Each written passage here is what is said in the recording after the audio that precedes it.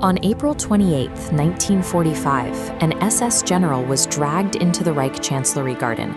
He was weeping and begging, having just been stripped of his rank before facing a firing squad. That man was Hermann Fegelein. He was married to Eva Braun's sister, meaning that when Hitler married Eva in the bunker just 8 hours later, the man he had just executed became his own brother-in-law. The standard historical narrative suggests that when the Reich fell, the system of justice was total. We envision high-ranking officials organized into courtrooms, systematically stripped of their assets and held to account for their actions. But Hermann wasn't shot for his role in the SS.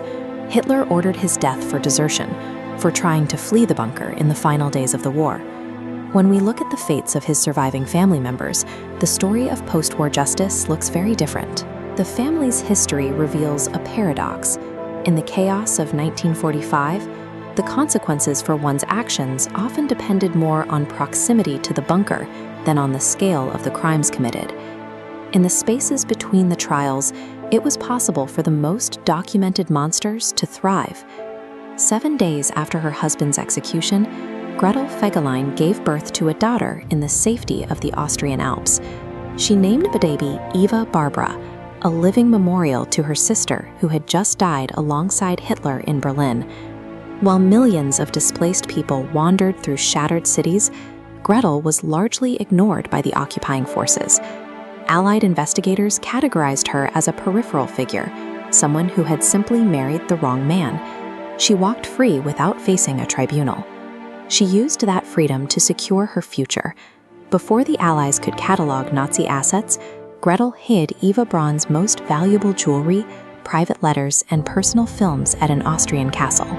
She effectively retained a fortune while the regime that created it turned to ash. By 1954, she had remarried and taken a new name, disappearing into a comfortable middle-class life in Bavaria.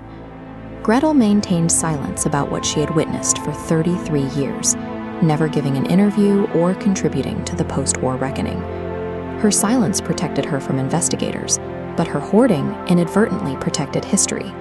The films and photographs she kept for personal profit eventually became the primary sources historians used to understand the private lives of the Nazi elite. Hermann's younger brother, Waldemar, took a far more violent path.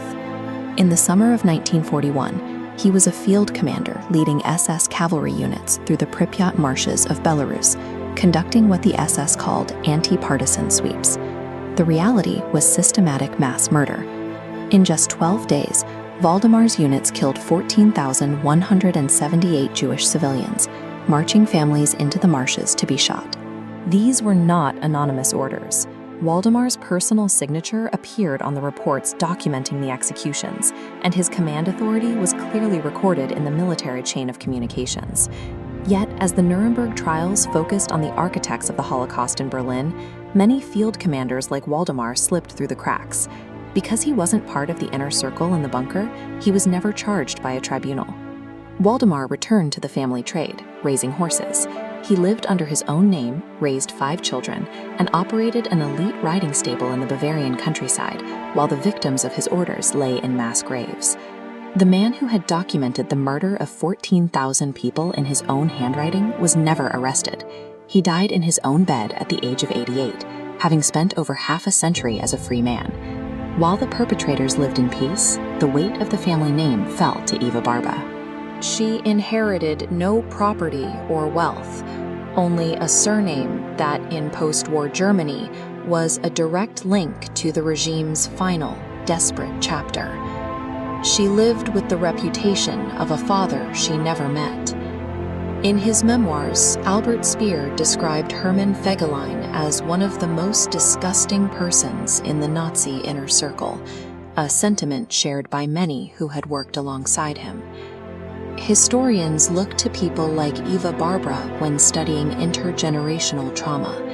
It is the psychological burden carried by the children of perpetrators, a guilt they did not earn, but an inheritance they could not escape.